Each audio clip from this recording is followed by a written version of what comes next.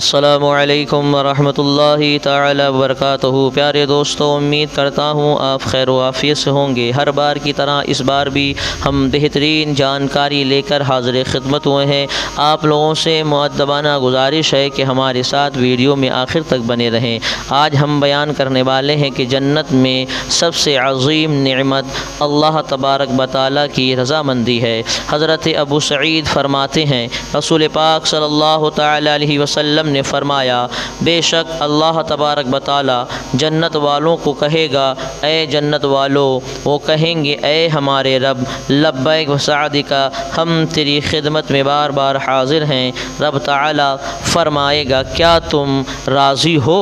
وہ کہیں گے، اے ہمارے رب، ہم کیوں نہ راضی ہوں؟ تحقیق تو نے ہمیں وہ نعمتیں عطا کی ہے جو تو نے اپنی مخلوق میں سے کسی کو نہیں عطا کی۔ رب تعالی فرمائے گا، کیا میں تمہیں اس سے افضل عطا نہ کروں؟ وہ کہیں گے، اے ہمارے رب، اے رب، اس سے افضل اور کیا چیز ہوگی؟ اللہ تبارک و تعالی فرمائے گا، میں تمہیں اپنی رضامندی عطا کرتا ہوں، اس کے بعد میں تم پر کبھی بھی ناراض نہیں ہوں گا، یعنی تمہیں ہمیشہ میری رضامندی حاصل رہے گی۔ اس لیے ضروری نہیں کہ کثرت عطا سے رضا بھی حاصل ہو جائے۔ اللہ تبارک و تعالیٰ کے ارشاد گرامی سے بھی یہی حاصل ہو رہا ہے کہ تمام نعمتوں سے اللہ تبارک و تعالیٰ کی رضا اعلیٰ نعمت ہے۔ اللہ نے مسلمان مردوں اور مسلمان عورتوں کو باغوں کا وعدہ دیا ہے جن کے نیچے نہریں رواں ہیں، ان میں ہمیشہ رہیں گے، اور پاکیزہ مکانوں کا بسنے کے باغوں میں وعدہ فرمایا ہے۔ اور اللہ تبارک و تعالیٰ کی رضا سب سے بڑی نعمت ہے، کیونکہ ہر کامیابی اور سعادت کا سبب اللہ کی رضا ہے۔ جنتی لوگ اللہ کی رضا کی وجہ سے ہی اس کی عظیم و کرامت کو حاصل کریں گے، اور ہر قسم کے ثواب سے بڑھ کر اللہ تبارک و تعالیٰ کی عطا کردہ کرامت کا حصول ہے۔ کیونکہ انسان کو جب یہ معلوم ہو جائے کہ اس کا مولا اس سے راضی ہے، تو وہ اپنے دل میں سب نعمتوں سے بڑھ کر یہی نعمت سمجھتا ہے کہ اپنے مولا کی رضامندی پر انسان خوش ہوتا ہے۔ جس طرح اس کی ناراضگی پر انسان ہر چیز کو گھٹیا سمجھتا ہے۔ بڑی بڑی سی نعمتیں انسان کو حاصل ہو جائیں لیکن مولا راضی نہ ہو تو انسان کو لذت حاصل نہیں ہوتی۔ یہی وجہ ہے کہ حب رسول اپنے لیے سب سے بڑی نعمت آقا و مولا حبیب خدا صلی اللہ تعالی علیہ وسلم کی رضا اور نظر عنایت کو سمجھتا ہے، کیونکہ رضائے مصطفیٰ صلی اللہ تعالی علیہ وسلم ہی رضائے خدا کا ذریعہ ہے۔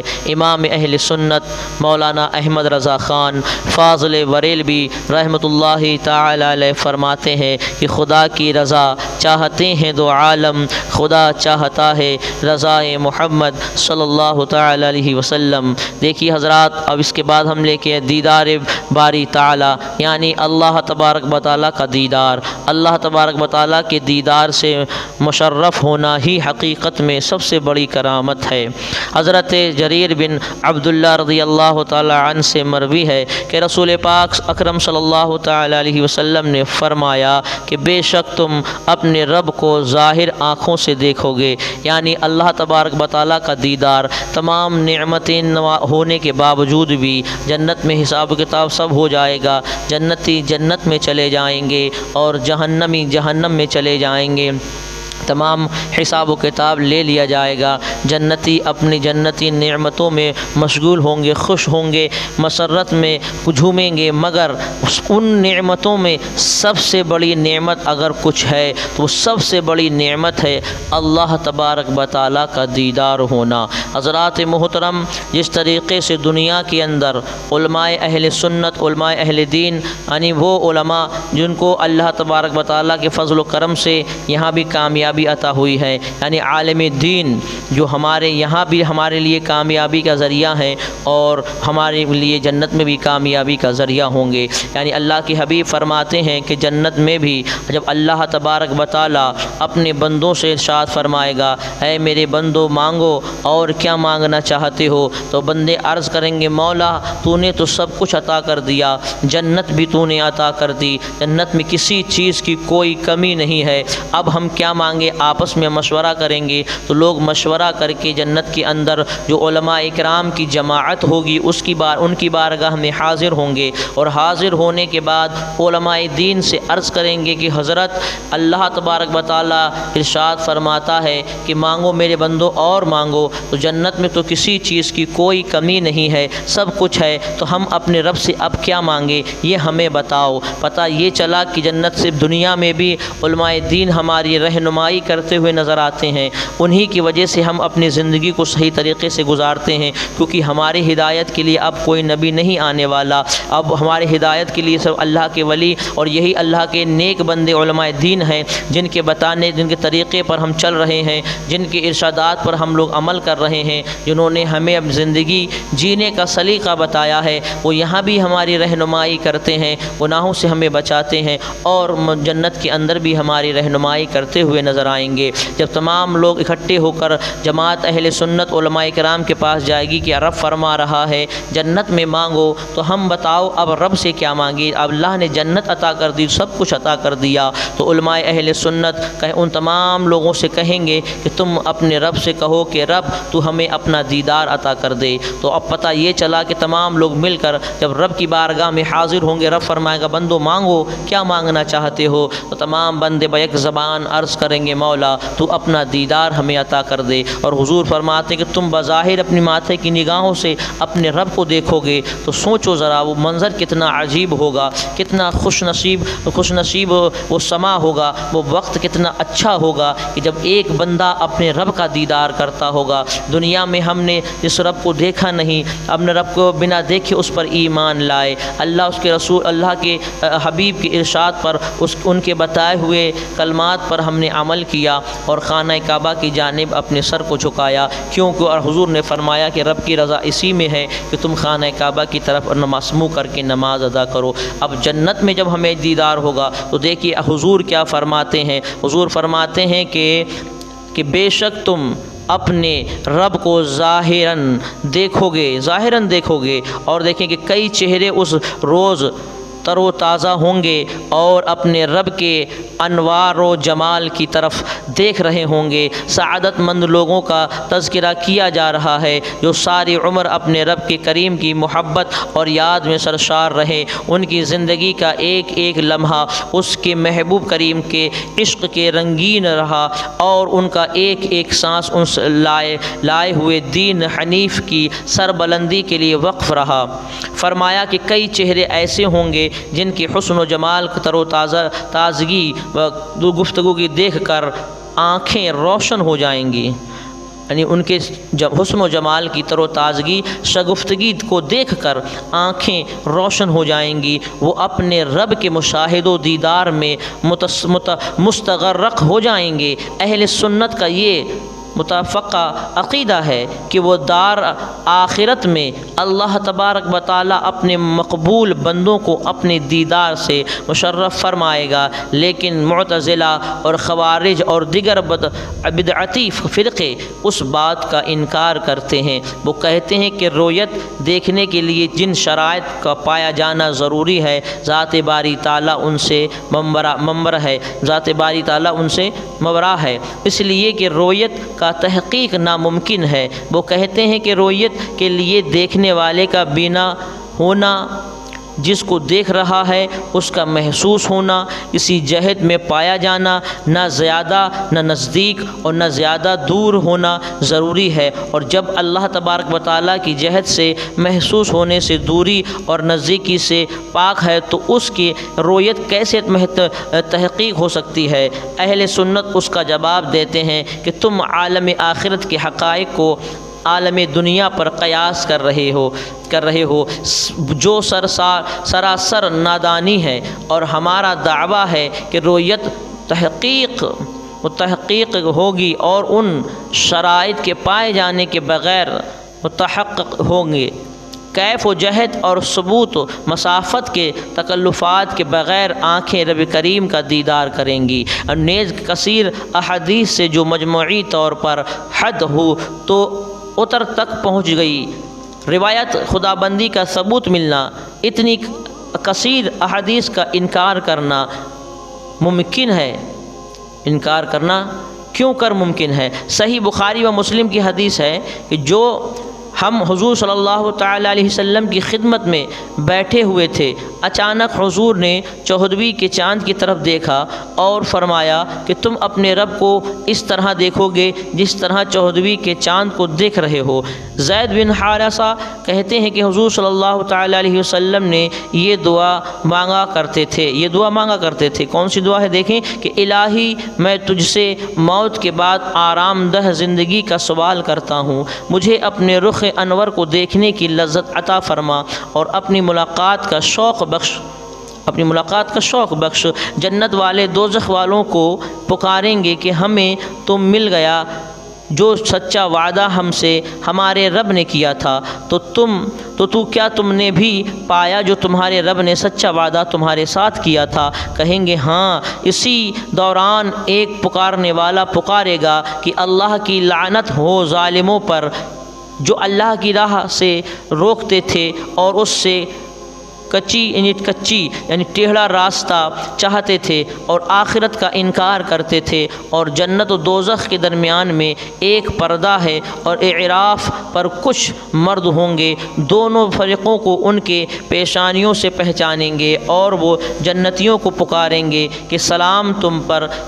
یہ جنت میں داخل نہیں ہوں گے اور اس کی طمع رکھتے ہوں گے۔ اور جب ان کی آنکھیں دوزخیوں کی طرف پھریں گی کہیں گے کہ اے ہمارے رب ہمیں ظالموں کے ساتھ نہ کر۔ اعراف والے کچھ مردوں کو پکاریں گے جنہیں ان کی پیشانی سے پہچانتے ہوں گے، کہیں گے کہ تمہیں کیا کام آیا تمہارا جمع ہونا اور وہ جو تم غرور کرتے تھے؟ کیا یہ ہیں وہ لوگ جن پر تم قسمیں کھاتے تھے اور کہ اللہ ان پر اپنی رحمت کچھ نہ کرے گا؟ ان سے تو یہ کہا گیا کہ جنت میں جاؤ، نہ تم کو اندیشہ نہ کچھ غم۔ اور دوزخی بہشتیوں کو پکاریں گے کہ ہمیں اپنے پانی کا کچھ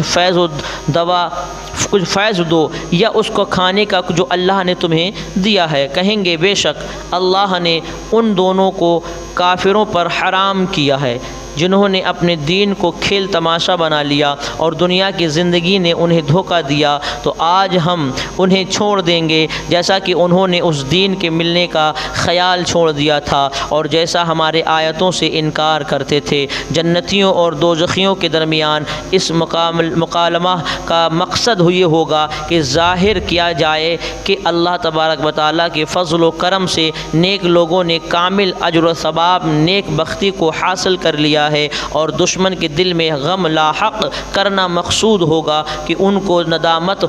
ندامت دلانا مقصود ہوگی۔ جنت اور دوزخ کے درمیان دیوار کے اوپر کا حصہ اعراف کہلاتا ہے، یعنی دیوار کی چوٹی اعراف پر وہ لوگ ہوں گے جن کی نیکیاں اور برائیاں برابر ہوں گی، کیونکہ یہ جنت کے مستحق نہیں اور نہ ہی جہنم کے مستحق ہوں گے، لہٰذا اللہ تعالیٰ ان کو مقام اعراف میں رکھے گا، پھر اپنے فضل سے اللہ تعالیٰ ان کو جنت میں داخل کرے گا۔ اس صورت میں یطمعون کا معنی جمع کرنا ہی ہوگا کہ وہ اگرچہ جنت میں تو نہیں لیکن جنت میں داخل ہونے کی فکر ان کو لاحق ہے اور وہ چاہتے ہوں گے کہ ہمیں بھی جنت میں داخل کیا جائے۔ اعلیٰ حضرت محدث بریلوی رحمۃ اللہ تعالی علیہ کا یہی ترجمہ ہے کہ جس سے ظاہر ہوتا ہے کہ آپ کے نزدیک یہی قول معتبر ہے کہ اگر یہ مراد ہو کہ اعراف پر انبیاء کرام اور شہداء کرام کو رکھا جائے گا تاکہ ان کی بزرگی اور بلندی مرتبہ جنت اور جہنم والوں پر ظاہر ہو جائے، تو اس صورت میں یطمعون کا ترجمہ یقین کرنا ہوگا اب مطلب یہ ہوگا کہ انبیاء کرام اور شہداء کرام مقام اعراف کی چوٹی پر اظہار مرتبت کے لیے جلوہ گر ہوں گے، وہ یقین رکھتے ہوں گے کہ ہمارا یہ مقام بھی عظمت کے اظہار کے لیے ہے اور جنت میں بھی ہمارا مقام عظیم ہے، اس مقام سے اتر کر جنت کے اعلیٰ مقامات میں ہی ہم نے ہمیشہ رہنا ہے۔ اب سوال یہ پیدا ہوتا ہے کہ جنت تو آسمان کی بلندیوں پر اور جہنم زمین کی پسیوں میں ہے، تو اتنی بڑی دوری پائے جانے کے باوجود ایک دوسرے سے کیسے کلام کریں گے؟ اس کا جواب دیتے ہوئے علامہ رازی فرماتے ہیں کہ ہمارے نزدیک بعد شدید بہت دوری یا قرب شدید یعنی بہت نزدیک سننے سے معنی نہیں، اس سے آگے مزید فرماتے ہیں کہ ہمارے علماء کے نزدیک آواز میں یہ خصوصیت پائی جاتی ہے کہ اس میں صرف دوری نہ سننے سے معنی نہیں، کبیر یعنی اس کے لہریں ہوا میں پھیل جاتی ہیں، ان کو آلات کے ذریعے ایک جگہ سے دوسری جگہ منتقل کیا جا سکتا ہے، جیسے کہ ریڈیو، وائرلیس وغیرہ۔ اگر انسانوں کی بنائی ہوئی چیزوں میں دور سے سننے کی طاقت پائے جانا ممکن ہو تو پھر یہ کیسے ممکن نہیں ہو سکتا کہ اللہ تبارک و تعالیٰ اپنی قدرت سے ان کی آواز ایک دوسرے تک پہنچا دے۔ موجودہ دور کے بعض ناسمجھ پر بڑی حیرت ہوتی ہے کہ وہ وائرلیس اور ٹیلی فون کے ذریعے اور دور دراز سے آوازیں سننا اور پہنچانا، اور اسی طرح مصنوعی سیارہ ڈش کے ذریعے ہزاروں میل کے فاصلے سے براہ راست دیکھنا بھی تسلیم کرتے ہیں، مگر جب نبی کریم صلی اللہ تعالی علیہ وسلم یا اولیاء کرام کے روحانی تصرفات کا ذکر کیا جائے تو وہ مشرک کا فتویٰ جاری کر دیتے ہیں، وہ شرک کا فتویٰ جاری کرتے ہیں۔ اور قابل غور یہ بات ہے کہ یہ مادیت پرست انسانوں کی بنائی ہوئی چیزوں کی طاقت تو مان لیتے ہیں، لیکن اللہ تبارک و تعالیٰ کی عطا کردہ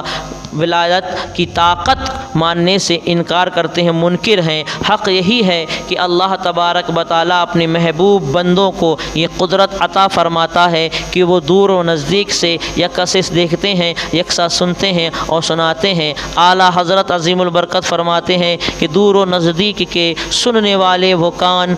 لعل کرامت پہ لاکھوں سلام۔ تو حضرات محترم، آج اب ہمارا یہ پورا جو ابھی تک کا واقعات جنت کی نعمتیں، جنت کے خدام، جنت میں حوریں، جنت کی نہریں، تمام چیزیں ہم نے آپ حضرات کی خدمت میں پیش کر دی ہیں، اور تمام چیزوں کے بارے میں ہم نے آپ کو بتانے کی کوشش کی ہے۔ انشاءاللہ تعالیٰ اب نیکسٹ ویڈیو میں ہم آپ کو جہنم کے طبقات بتائیں گے۔ اس سے پہلے ہم نے ابتدا میں شروع میں جنت کے طبقات بتائے تھے، آج 8 طبقات ہم نے جنت کے بتائے تھے، ان کے نام کیا کیا تھے آپ حضرات کو یہ بھی ہم نے بتایا۔ جنت کیا ہے، جنت کی نعمتیں ہیں، حضور کی رضا ہے، میدان محشر ہے، تمام باتیں ہم نے آپ حضرات کی خدمت میں پیش کی۔ اب یہاں سے جنت کا معاملہ پورا مکمل ہو جاتا ہے۔ اب باری آتی ہے جہنم کے طبقات کی۔ جہنم میں کتنے طبقات ہیں، کتنے، گویا کہ یہ کہہ لیجئے کتنے اس میں روم ہیں، اور